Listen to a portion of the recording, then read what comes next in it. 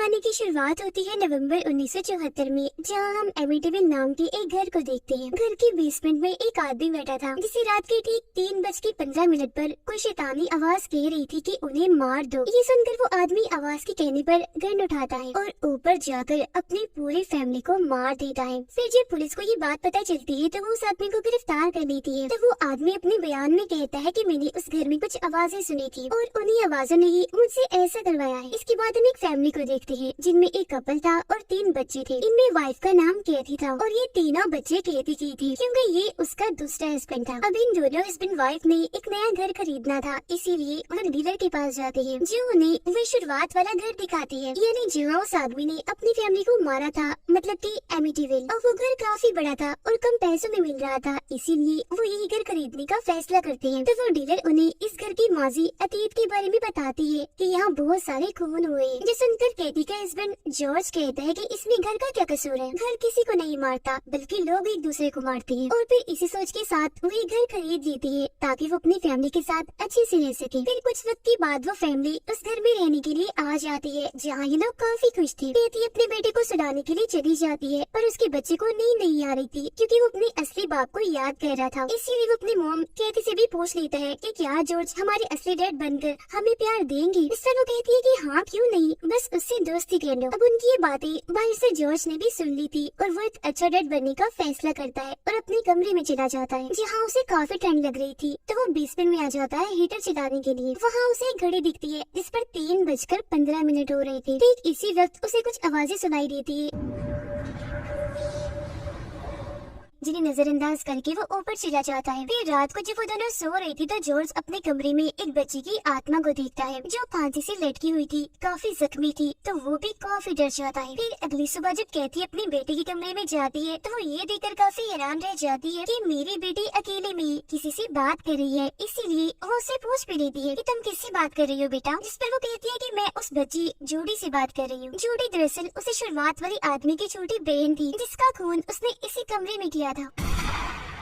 उसकी आत्मा अब इसी कमरे में भटक रही थी, जो सिर्फ कैथी की बेटी को ही नजर आ रही थी। फिर जब जॉर्ज लकड़ियाँ काट रहा था तो कैथी का बेटा उसके पास लोहे का एक औजार लाकर कहता है कि ये मुझे बेसमेंट से मिला है, जिस पर जॉर्ज गुस्सा करता है कि बेसमेंट मेरा ऑफिस है, वहाँ मेरा जरूरी सामान पड़ा हुआ है, तो अगर आइंदा की बात वहाँ गई तो अच्छा नहीं होगा। जिस पर वो बच्चा रोता हुआ अपनी मॉम के पास चला जाता है। अब कुछ देर के बाद उनकी बेटी कहीं नहीं मिल रही होती, तो वो दोनों काफी परेशान हो जाती है। फिर तभी इन्हें बोट हाउस से डोके भौंकने की आवाज आती है, तो ये लोग वहाँ चली जाती है। बोट हाउस दरअसल एक ऐसा छोटा सा कमरा होता है जो नदी के पास होता है, जिसमें कश्तियाँ रखी जाती हैं। वहाँ जाकर ये देखते हैं कि इनकी बेटी कश्ती में खड़ी हुई है और पानी में बस कूदने ही वाली है। तब जॉर्ज उसे ऐसा करने से रोक देता है और कैथी उससे पूछती है कि तुम अकेली यहाँ क्या कर रही हो। तब उनकी बेटी कहती है कि जूडी मेरी दोस्त बन गई है और मैं तो बस उसे अपना बोट हाउस दिखाने के लिए लाई थी। अब ये सुनकर कैथी को अजीब तो लगता है, पर वो नजरअंदाज कर देती है और अपनी बेटी को वहाँ से लेकर चली जाती है। जिसके बाद जॉर्ज बोट हाउस को लॉक करके चला जाता है। अब आधी रात को उनका छोटा बेटा वॉशरूम जाता है, जहाँ उसे अजीब तरह की डरावनी आवाजें आने लगती है। और जब वो हाथ धो रहा था तो उसके पीछे हम एक आत्मा को देखते हैं, जो काफी खूनी और डरावनी लग रही थी। साथ ही टूटी में पानी की जगह खून निकल रहा था। ये देखकर तो बच्चा काफी डर जाता है, उसकी हालत खराब हो जाती है, इसीलिए वो भागकर वापस अपने बेड पर आ जाता है। फिर जैसे रात की 3:15 होती है तो घर की सारी खिड़कियाँ अपनी आप ही खुल जाती है, जिससे चाहकर जॉर्ज की आँख खुल जाती है। उसे कुछ ठीक नहीं लग रहा था, इसीलिए वो बच्चों के कमरे में जाता है चेक करने, जहाँ वो खुद को ही पाता है उसने हाथ में गन पकड़ी हुई थी और अगली पल गोली से खुद को वो मार लेता है, जिसके साथ ही जॉर्ज की आँख खुल जाती है। हम समझ पाते हैं कि ये बस उसका सपना था। वो देखता है कि बूढ़ा उसका दरवाजा खुला हुआ है, जबकि मेरे तो वो लॉक किया था। उसे लगता है कि शायद कैथी की बेटी दोबारा वहाँ चली गई होगी, तो वो जल्दी से वहाँ चेक करने जाता है, पर बच्ची वहाँ नहीं थी। तब उसका डॉग भौंकने लगता है, जिससे जॉर्ज को लगता है कि शायद कैथी की बेटी पानी में कूद गई है, इसीलिए वो भी पानी में कूद जाता है, पर वो उसे कहीं भी नहीं मिलती। फिर पानी से बाहर आकर वो देखता है कि कैथी की बेटी तो अपने कमरे की खिड़की से उसे देख रही है और उसके पीछे किसी अनजान बच्ची की आत्मा भी खड़ी थी। ये देखकर वो काफी घबरा गया था और सीधा उसके कमरे में जाता है, पर ये देखकर वो काफी तंग रह जाता है कि कैथी की बेटी तो सो रही है, वो भी गहरी नींद में। फिर अगले दिन जब जॉर्ज बेसमेंट में जाता है तो उनका डॉग दीवार के नीचे खोद रहा था। इससे देखकर जॉर्ज समझ जाता है कि दीवार के पीछे जरूर कुछ तो है। अब तभी इधर कैथी भी आ जाती है, जो उससे पूछती है कि तुम ठीक हो, तबीयत कैसी है। इस पर जॉर्ज कहता है कि मैं ठीक से सो नहीं पा रहा, मेरा मूड भी खराब सा है, जिसके साथ ही वो कैथी पर भी गुस्सा करने लगता है। अब उसका बदलता हुआ बर्ताव देखकर कैथी को काफी अजीब लगता है। फिर जब वो किचन में अकेली थी तो तभी उसके पीछे से कोई परछाई गुजरती है, जिससे उसे भी महसूस हो जाता है कि कोई मेरे पीछे से गुजरा है। और जब फ्रिज पर देखती है तो वहाँ अल्फाबेट्स यानी ABC से लिखा हुआ था, catch them and kill them, यानी उन्हें पकड़ो और मार डालो। अब ये देखो उसे लगता है कि शायद ये जॉर्ज ने किया होगा, इसीलिए वो इस बारे में उसे पूछने जाती है। पर जब वो दोनों वापस आते हैं तो अल्फाबेट्स अपनी पहली वाली जगहों पर आ जाते हैं। इससे देख कैथी समझ जाती है कि जरूर ये मेरा वहम होगा। रात को वो दोनों बाहर खाने पर जाने वाले थे और बच्चों की देखभाल करने के लिए उन्होंने एक बेबी सिटर बुलाई थी, यानी बच्चों की नैनी, जो उनका ख्याल रखेगी। वो बेबी सिटर बच्चों को काफी पसंद आती है। उसके आने के बाद कैथी उसे सारा घर दिखाने के लिए ले जाने वाली थी, पर वो मना कर देती है, ये कहते हुए कि मैंने पहले भी यहाँ बेबी सिटर का काम किया है। जो फैमिली पहले यहाँ रहती थी, मैं उनके बच्चों की देखभाल करती थी। इसके बाद जॉर्ज और कैथी एक काफी अच्छे होटल में जाते हैं, जहाँ एक साथ बहुत अच्छा वक्त गुजारते हैं। उधर बेबी सिटर कैथी की बेटे को इस घर के बारे में बता रही थी कि जो इस घर का मालिक था, यानी शुरुआत वाला आदमी, जोड़ी का भाई, उसे इस घर में से आवाजें आती थी जो उसे उसकी फैमिली को मारने का कहती थी। पहले उसने अपने डॉग को मारा, जिसके बाद अपनी पूरी फैमिली को मार दिया, क्योंकि उसका मानना था कि वो सब शैतान है। ये बात बताने के बाद वो कैथी की बेटी के कमरे में जाती है और उन्हें बताती है कि ये कमरा जोड़ी नाम की एक बच्ची का था, जिसे उसके भाई शुरुआत वाले आदमी ने मार दिया, जहाँ बाद में फिर उसकी लाश अलमारी में से मिली थी। अब कैथी की बेटी उसे कहती है कि जोड़ी का कहना था कि तुम अच्छी नहीं थी, तुम एक गंदी बेबी सिटर थी। इस पर बेबी सिटर कहती है कि वो तो मर चुकी है, फिर वो ऐसा कैसे कह सकती है। इस पर वो बच्ची कोई जवाब नहीं देती। अब कैथी का बेटा उसे चैलेंज देता है उस अलमारी में जाने का, और जैसे बेबी सिटर उस अलमारी में जाती है तो जोड़ी की आत्मा उसे डरा देती है। जो जख्मी थी, उसकी माथे पर गोली का जख्म था, वो उसका हाथ पकड़कर उसकी उंगली अपने जख्म में घुसा देती है। इस वजह से बेबी सिटर बहुत डर जाती है, उसकी हालत खराब हो गई थी और वो गहरे सदमे में चली जाती है। उसकी हालत देखकर बच्ची एम्बुलेंस को बुला लेती है। इतनी ही देर में जॉर्ज और कैथी भी वापस आ गए थे। वो भी काफी दंग रह जाती है बेबी सिटर को ऐसी हालत में देखकर। वो कैथी को बताती है कि मैंने घर में जोड़ी को देखा, जिसे अब कैथी भी समझ जाती है कि ये नाम तो मेरे बेटे ने भी लिया था, जिसका मतलब है कि घर में कुछ न कुछ तो है। जबकि जॉर्ज को लगता है कि शायद ये सब बच्चों ने उसके साथ मजाक किया होगा, तो वो उन्हें काफी डांटता है। फिर कैथी अपनी बेटी के पास जाती है और उससे पूछती है कि बताओ हमारे जाने के बाद यहाँ क्या हुआ था। इस पर उसकी बेटी बताती है कि जोड़ी ने बेबी सिटर को डराया क्योंकि वो उसे अच्छी नहीं लगती थी। और मामा आपको एक और बात बताऊं, जोड़ी का कहना ये भी है कि जॉर्ज भी कोई अच्छा इंसान नहीं है। फिर अगले दिन जॉर्ज लकड़ियाँ काट रहा था और उसे देखने से लग रहा था जैसे वो काफी गुस्से में है। वो कैथी की बेटी को कटी हुई सारी लकड़ियाँ रखने के लिए कहता है। लकड़ियाँ काफी ज्यादा थी तो उसे रात हो जाती है, जिससे कैथी का बेटा काफी थक चुका था और जॉर्ज की इस हरकत की वजह से कैथी भी उससे काफी नाराज होती है। अब रात को बेसमेंट से जॉर्ज को कैथी के दोनों बच्चों की आवाजें आती है, जो उसे गाली दे रही थी, बुरा भला कह रही थी। साथ ही उसे एक शैतानी डरावनी आवाज भी सुनाई देती है, जो जॉर्ज को कहती है कि उन्हें मार डालो। उस आवाज को सुनकर वो काफी घबरा गया था, इसीलिए उस दीवार के पीछे जाता है, जी हाँ, उसे खून की लंबी सी नाली दिखती है। थोड़ा आगे बढ़ने पर वो वहाँ खुद को भी पाता है, जो काफी जख्मी था, खून में लथपथ। ये देख चौंक कर जॉर्ज नींद से जाग जाता है और हम समझ पाते हैं कि ये बस उसका बुरा सपना था। इसके बाद वो वॉशरूम में चला जाता है नहाने के लिए। बाथ टब में जब वो नहा रहा था तो पानी के अंदर से एक आत्मा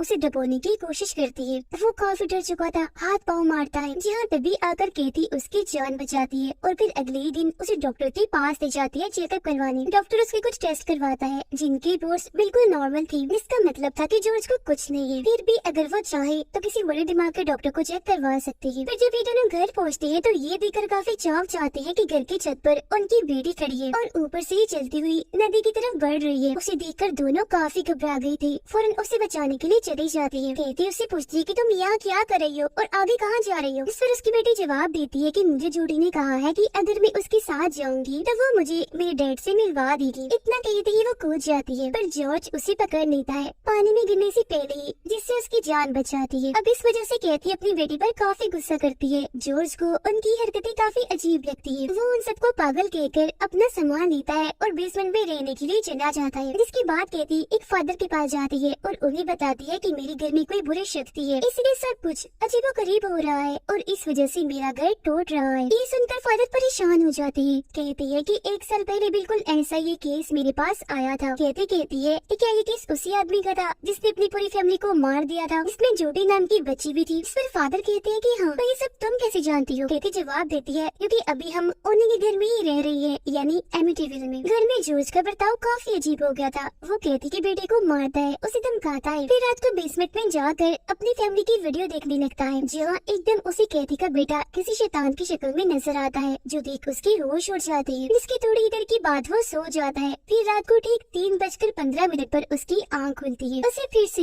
वही शैतानी आवाज सुनाई देती है, जो एक ही बात कहती है कि उन्हें मार दो। इसी के साथ घर के सारे दरवाजे अपने आप ही खुल जाते हैं। तब जॉर्ज एक कुल्हाड़ी लेकर घर से बाहर वोट हाउस के पास जाने लगता है। वोट हाउस में आकर एक आत्मा उस पर हमला कर देती है। तब अपनी जान बचाने के लिए वो कुल्हाड़ी से आत्मा पर हमला करके उसे मार गिराता है। पर जैसे वो होश में आता है तो देखता है कि यह कोई आत्मा नहीं थी, बल्कि उसके हाथों उनके डॉग का ही खून हो गया है। अगले दिन फिर कैथी उसे कहती है कि हमें ये घर छोड़कर जाना होगा, क्योंकि ये भूतिया घर है। पर वो ये घर छोड़कर जाने के लिए साफ साफ मना कर देता है। तो इसी बात को लेकर उनकी लड़ाई हो जाती है। इतनी ही देर में उनके बच्चे भी वहाँ आ जाते हैं, जो अपनी मम कैथी को बताते हैं कि डॉग कहीं भी दिखाई नहीं दे रहा, पता नहीं वो कहाँ चला गया है। उन्हें लगता है कि जरूर डॉग को जॉर्ज ने ही गायब किया है या उसे मार दिया। तो वो इस बारे में उससे पूछते भी है, जिस पर जॉर्ज इस बात का कोई जवाब नहीं देता। अब दोपहर को फादर उनके घर आते हैं, जो कैथी की बेटी के हाथ में काले रंग का भालू देखते हैं। कैथी को बताते हैं कि जो भालू तुम्हारी बेटी के पास है वो जूडी का था, लेकिन हैरत, उस भालू को तो जूडी के साथ ही ताबूत में दफन कर दिया था। तो अब वो ताबूत से बाहर तुम्हारी बेटी के पास कैसे आया? जो कहने के बाद फादर घर के अंदर जाकर हर जगह होली वाटर डालते हैं, यानी शैतान भूतों को भगाने वाला पानी। लेकिन जैसे पानी वहाँ गिरता है, अचानक ही गायब हो जाता है और अगले ही पल मक्खियों का बड़ा सा झुंड फादर पर हमला कर देता है। एक शैतानी आवाज उन्हें भी सुनाई देती है, जो उन्हें यहाँ से भागने का कहती है।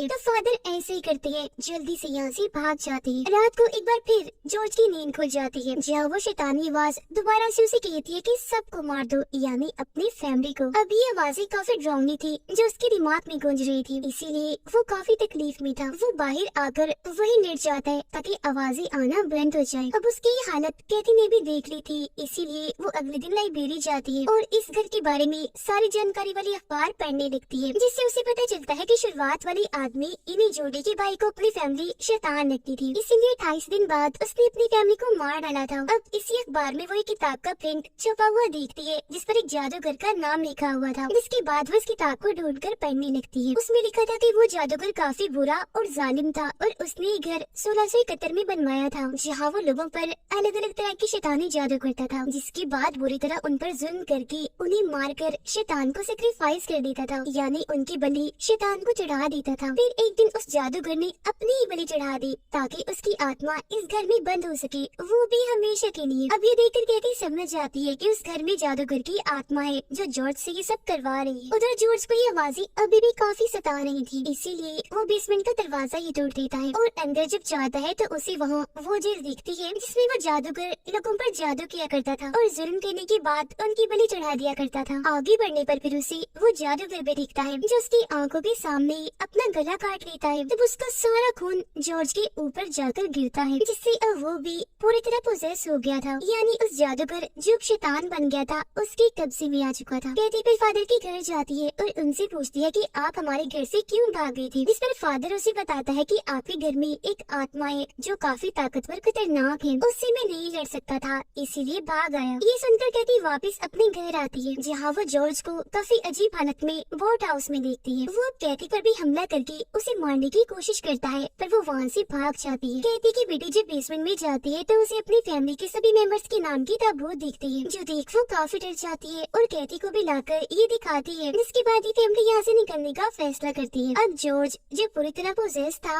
गन लेकर अपनी फैमिली को ढूंढने लगता है, जबकि जादूगर की आत्मा उसकी मदद करती है। घर की सारी खिड़कियाँ दरवाजे वो बंद कर देता है ताकि वो लोग यहाँ से भाग ना पाए। वो सब खिड़की तोड़कर घर की छत पर जाने लगती है, जहाँ जॉर्ज भी उनका पीछा करने करने लगता है। तभी कैथी का बेटा जॉर्ज को एक रॉड से मारता है, जिससे वो नीचे जाकर गिरता है। फौरन ही बेहोश हो गया था। ये देखकर वो लोग नीचे आते हैं और वहाँ से भागने की कोशिश करने लगती है, पर तभी जॉर्ज दोबारा से उठ जाता है। एक कुल्हाड़ी लेकर उसे कैथी के अंदर घुसा देता है। तो वो किस तरह गन उठाकर उसे जॉर्ज पर वार करती है, जिससे वो बेहोश हो जाता है। इसके बाद ये लोग जॉर्ज को बांधकर कश्ती में रख देती है और ये फैमिली यहाँ से निकल जाती है। अब जॉर्ज को भी कुछ ही देर के बाद होश आ गई थी। वो कैथी को कहता है कि रुकना नहीं, जितनी जल्दी हो सके यहाँ से निकलो। जिसके बाद स्क्रीन पर लिखा हुआ आता है कि उस फैमिली को यहाँ 28 दिन हो गए थे। उन्होंने फिर ये घर एमिटीविल छोड़ दिया और दोबारा यहाँ कभी वापस नहीं आए। फिर हम जोडी की आत्मा को देखती है, जिसे अचानक जादूगर की आत्मा खींचकर बेसमेंट में ले जाती है। साथ ही उस घर का सारा सामान भी नॉर्मल होकर अपनी पहली वाली असली हालत में आ जाता है, जिसका मतलब था कि अब इसके बाद भी कोई फैमिली यहाँ आएगी और इस जादूगर का शिकार बन जाएगी। फिर उनके मरने के बाद कोई और फैमिली आएगी और ये सिलसिला ऐसे ही चलता रहेगा। सबको वो जादूगर मार कर अपना शिकार बना लेगा और शैतान को बलि देता रहेगा। असल में वो खुद शैतान बन गया था और उसका साया ही इस घर में था, क्योंकि वो शैतान की पूजा करता था और लोगों की बलि दिया करता था। फिर एक दिन उसने अपनी ही बलि दे दी ताकि वो हमेशा साया बनकर इस घर में रह सके। वो घर के मर्दों को पोजेस करके उनसे उनकी फैमिलीज को मिलवाता था और ऐसा करके अब उसे खुद भी ताकत मिल रही थी। वो यहाँ अपना राज बनाना चाहता था और इसी के साथ ये सच्ची कहानी इधर ही खत्म हो जाती है।